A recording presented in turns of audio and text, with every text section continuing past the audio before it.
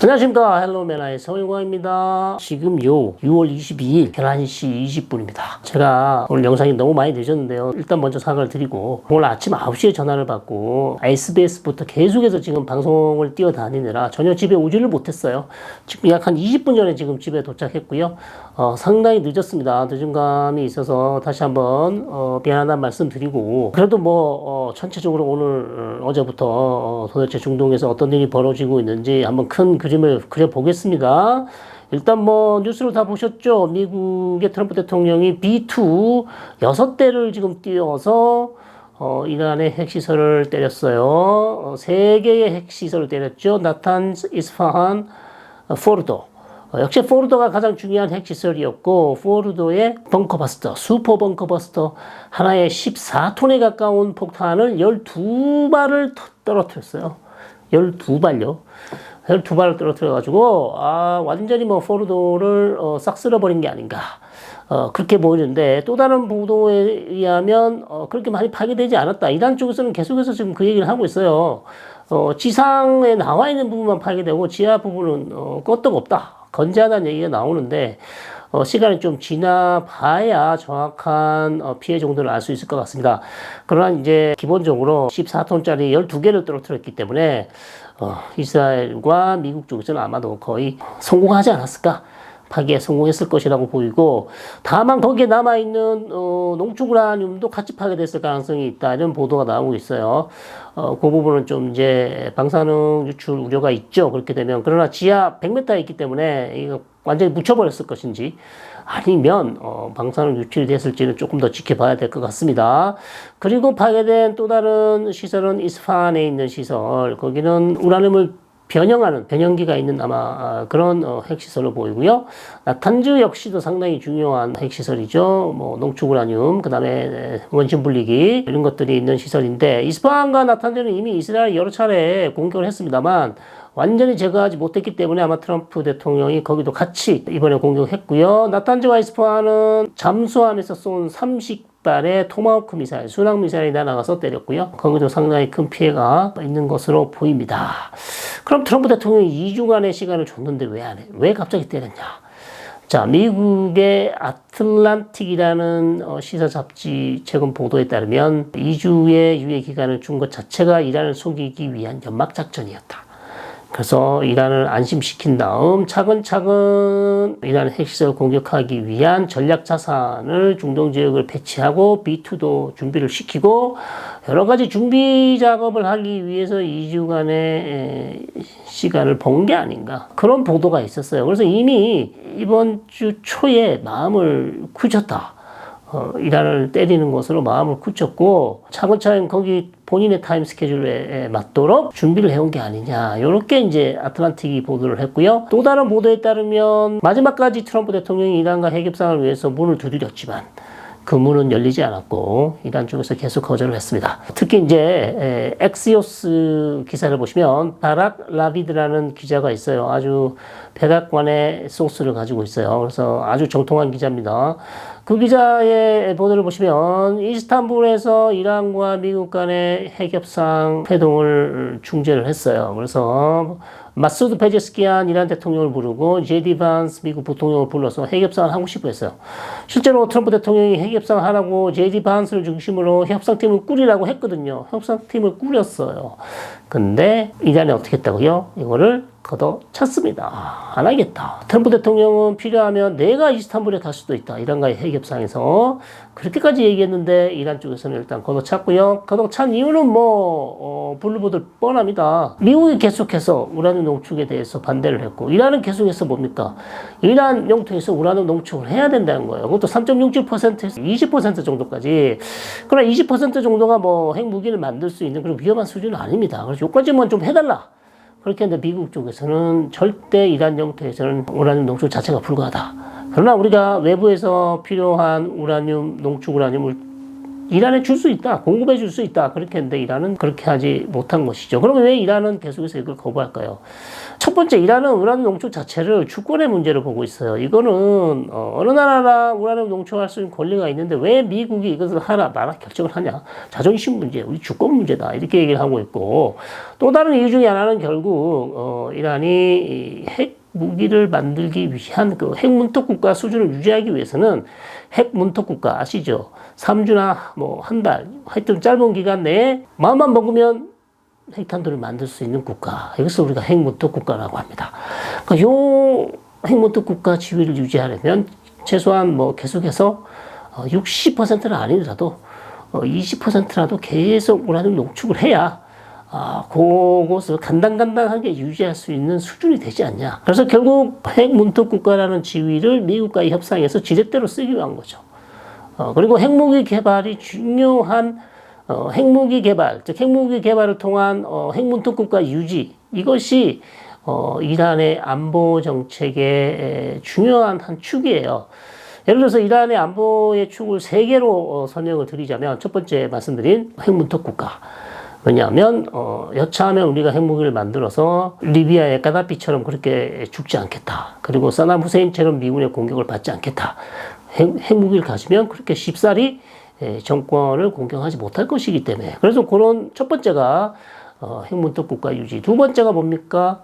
탄도미사일이죠. 탄도미사일. 결국 이란이 공군력이 없는 상황에서 적이 이란을 공격했을 때 효과적으로 방어하기 위한 수단, 방어도 하고 효과적으로 공격하기 위한 수단으로 뭘 썼습니까? 탄도미사일을 개발했어요. 그래서 이란이 탄도미사일 기술이 이렇게 뛰어난 이유 중에 하나가 공군력이 없기 때문에 미사일로 창을 씁니다.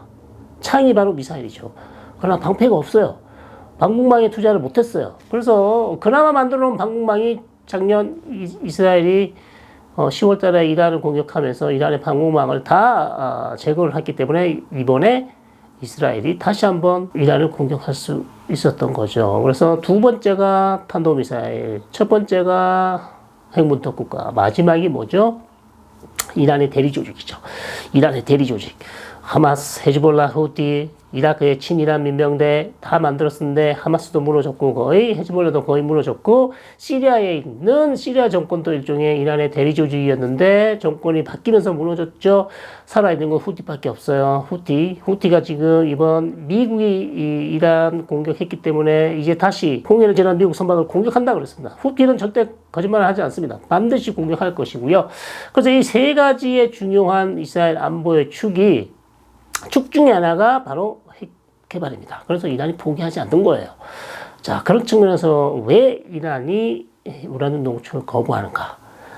이렇게 설명을 드릴 수 있겠고, 이제 여러분의 관심사는, 그리고 저희가 관심사는 과연 이란이 미국의 이런 엄청난 공격에 대해서 어떻게 대응할 것인가? 세 가지 옵션이 있죠. 중동 지역에 나와 있는 4만 명 이상이 되는 미군 기지, 4만 명 이상이 있는 미군 기지를 공격할 거예요. 두 번째는 뭐죠? 호르무즈 해협을 막을 수 있어요. 그쵸? 봉쇄. 세 번째는 걸프 지역에 있는 정유시설을 때릴 수 있다. 그러나 이 하나하나가 모두나 너무나 위험해요.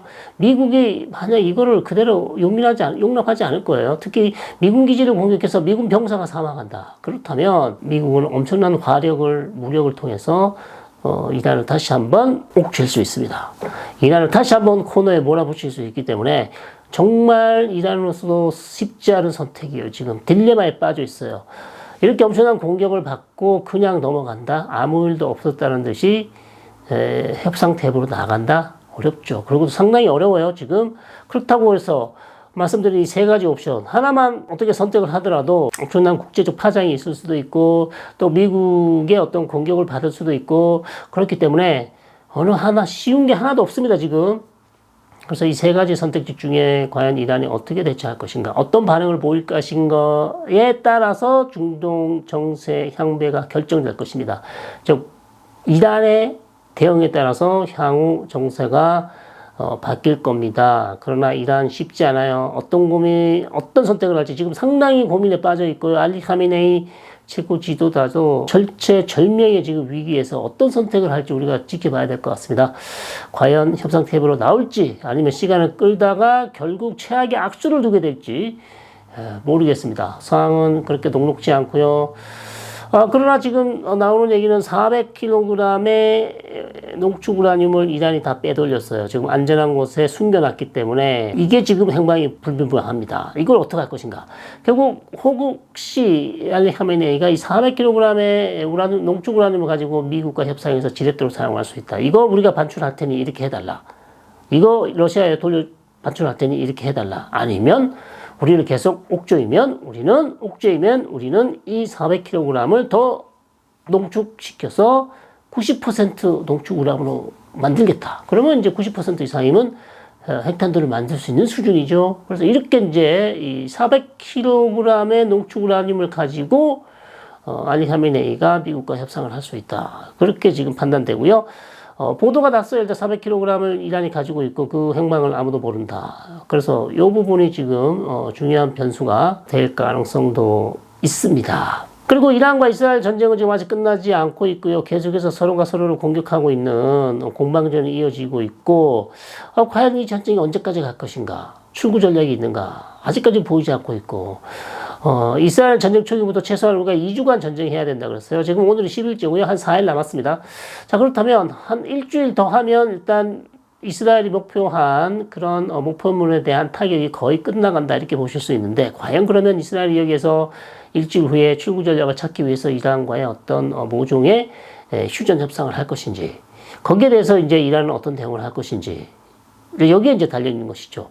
아니면 보름 정도 필요하다 그러는데 이것이 부족하다. 최소한 뭐 한 달 정도 아직 보름을 더 해야 된다. 그래서 한 달 정도는 해야 된다. 그렇다면 전쟁은 또 한 달 정도까지 갈 수도 있어요. 그것도 역시 뭐 이스라엘이 어떻게 결정하냐에 따라서 이스라엘 간의 이란 간의 어떤 주고받는 이 공방전이 이어질 것 같습니다. 자, 그래서 이제는 상황이 완전히 바뀌었죠. 이스라엘과 이란 전쟁에 미국이 적극적으로 개입을 하게 됐고요. 그럼 추가적으로 그 미국이 다시 한번 이란을 공격할 가능성은 있을까요? 아직까지는 모르겠습니다. 그러나 이란이 반격이 있다면 그렇게 하겠지만 과연 이란이 협상 테이블로 계속 나오지 않고 계속 버티면 트럼프 대통령은 어떤 태도를 취할 수 있을까요? 이것도 상당히 지금 궁금해요.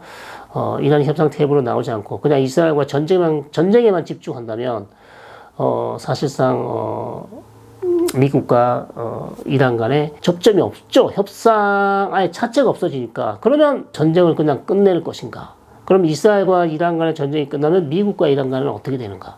여러 가지 지금 변수가 있어요. 그래서 트럼프 대통령도 지금 이스라엘과 이란 간의 전쟁의 방향이 어떻게 되느냐에 따라서 정책 결정이 바뀔 것 같습니다. 미국이 또 필요시 군사적 수단을 쓸 수도 있는 것이고 아니면 시간을 갖고 조금 인내하고 기다릴 수도 있는 것입니다. 그래서 향후 정세가 어떻게 되느냐에 따라서 미국의 대응도 달라질 가능성이 높은 상황입니다. 그러면 왜 트럼프 대통령이 2주간에 하지 않았냐? 2주를 기다렸는데, 그래서 여러 가지 지금, 해석이 있습니다. 그래서 뭐, 에르도안 총리를 통해서 했다는 얘기도 있고, 아니면, 이란을 속이기 위한, 이란 2주간의 유예 기간을 두고서 이란을 속이기 위한 연막작전이었다. 이런 보도가 있다고 말씀을 드렸고요. 자, 그렇다면 이제 남은 것은 과연 이란이 어떻게 나올 것인가? 여기에 우리가 집중을 해야 되고요. 만약에 이란이 여기에서 최악의 수를 둔다면 미군 기지를 공격하거나 호르무즈 해협을 막는다거나 아니면 주변 아랍 국가의 정유시설을 때린다거나 이렇게 한다면 상황은 상당히 안 좋은 상황으로 더 갈 수 있습니다. 상당히 더 어려우실 수 있죠. 그럼 미국의 또다시 군사력을 사용해서 이란을 압박할 수도 있는 것이기 때문에 자 그렇게 되면 이란은 어떻게 될까요? 추가적인 미국의 공세가 이어진다면 이란의 현 집권 세력은 상당히 큰 타격을 입을 수 있습니다. 타격을 입을 수 있고 자칫 잘못하면 진짜 의도치 않게 정권 붕괴가 올 수 있어요. 지금까지는 트럼프 대통령은 얘기했어요. 우리는 레짐 체인지를 하지 않는다. 이렇게 얘기를 했기 때문에 아직까지는 그런 의도가 없어 보입니다만 추후 상황이 어떻게 전개되느냐에 따라서 미국의 대응 방향도 달라질 것으로 그렇게 전망됩니다. 자, 자, 지금까지 늦었지만 그래도 오늘 하루 미국의 이란 핵시설 공격, 그리고 그다음에 이스라엘과 이란 간의 전쟁, 그리고 추후 이란이 어떻게 대응할 것인지, 또 그에 따른 전망 몇 가지 전해드렸고요. 추가적인 또 내용이 들어온다면 다시 한번 여러분들에게 전해드리도록 하겠습니다. 고맙습니다.